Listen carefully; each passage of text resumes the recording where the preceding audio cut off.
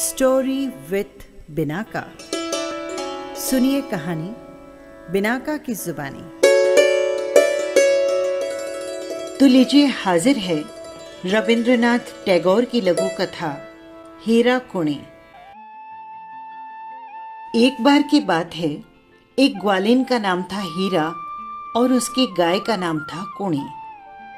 हीरा का 1 माह का बच्चा था और गाय की भी 1 माह की बछिया थी। हीरा रायगढ़ के पहाड़ पर चढ़कर महाराष्ट्र के राजा को दूध देने जाती। राजा कुणी गाय का दूध पीकर मजे करता और बछिया रोती रहती। हीरा के दिल में बछिया के लिए किसी भी दिन दया नहीं आती। दूध दोहने के समय वो कुणी गाय रह रहकर अपनी बछिया को पुकारती। बछिया दौड़कर दूध पीने के लिए आती, लेकिन हीरा उसे लौटा देती और उसे एक खूंटे से बांधे रखती। इस तरह बछिया अपनी मां को नहीं पा सकती थी और वो दूध के लिए तरसती रहती, बिलखती रहती। हीरा का ध्यान कभी उधर नहीं जाता। वो सुबह शाम दूध दोहकर उसे बेचने के लिए राजा के महल में चली जाती और रात्रि होने से पहले हीरा किले से लौट आती। सबसे पहले अपने बच्चे को दूध पिलाती और थपकियां देकर उसे सुला देती और उसके बाद बछिया को पकड़कर कुणी के निकट ले जाती। बछिया लपककर अपनी मां के गोद में जा पहुंचती। वो जरा सा दूध ही पी पाती थी। कुणी अपनी बछिया के शरीर को चाटकर उसे सुला दिया करती।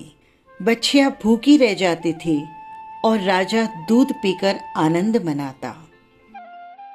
इस प्रकार कई दिन बीत गए। एक दिन हीरा दूध बेचने के लिए महल में गई। वहां दूध की कीमत चुकाने में राजा के कोषाध्यक्ष ने देर कर दी। तब तक शाम का घंटा बज गया और महल का फाटक बंद कर दिया गया। हीरा बोली, दरवाजा खोलो। पहरेदार ने कहा कि मुझे आज्ञा नहीं है। हीरा का मन बच्चे के लिए छटपटाने लगा।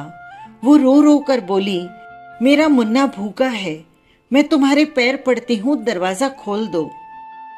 लेकिन राजा के पत्थर दिल पहरेदार ने दरवाजा नहीं खोला।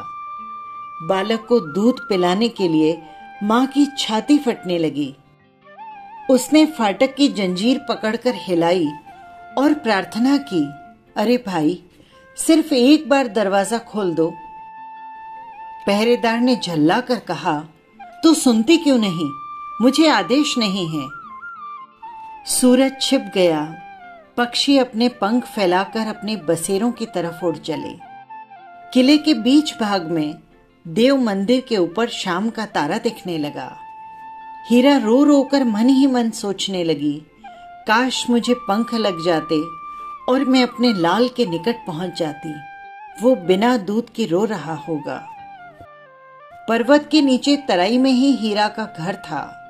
कुणी गाय बार बार अपनी बछिया को पुकार रही थी। वहां से उसकी पुकार हीरा को सुनाई पड़ी। वो दूध की मटकी पटक कर उठ खड़ी हुई। वो किसी रास्ते की तलाश करने लगी। किले की दीवार पुरानी थी। एक स्थान पर किनारे से पर्वत धंसा हुआ था और एक पीपल का वृक्ष दीवार पर झुका हुआ था। उसी स्थान पर आधी रात में चांदनी पड़ रही थी। हीरा ने चांद की चांदनी में देखा कि चट्टानों की नोकें घड़ियाल के बड़े बड़े दांत की तरह चमक रही है। हीरा उसी मार्ग से आहिस्ता आहिस्ता उतरने लगी, एक एक पत्थर पर पैर टिकाकर। और उसके बाद एक पगडंडी से हीरा अपने घर पर जा पहुंची। उस वक्त रात का 3रा पहर बीत चुका था। सुबह होने की तैयारी थी। बच्चा रोते रोते सो गया था। हीरा सोते हुए बच्चे को उठाकर अपनी छाती से लगाकर दूध पिलाने लगी। उधर रस्सी तोड़कर कुणी की भूखी बछिया भी दूध पीने लगी। हीरा ने उस समय उसे नहीं बांधा। सुबह हो गई, दिन चढ़ने लगा। रायगढ़ के राजा ने नींद से जागते ही दूध मांगा।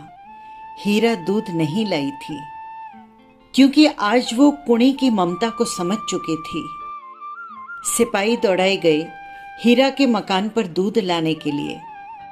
हीरा बोली, दूध नहीं है, सूख गया है। लेकिन राजा के सिपाही क्यों कर उसकी बात मानने लगे।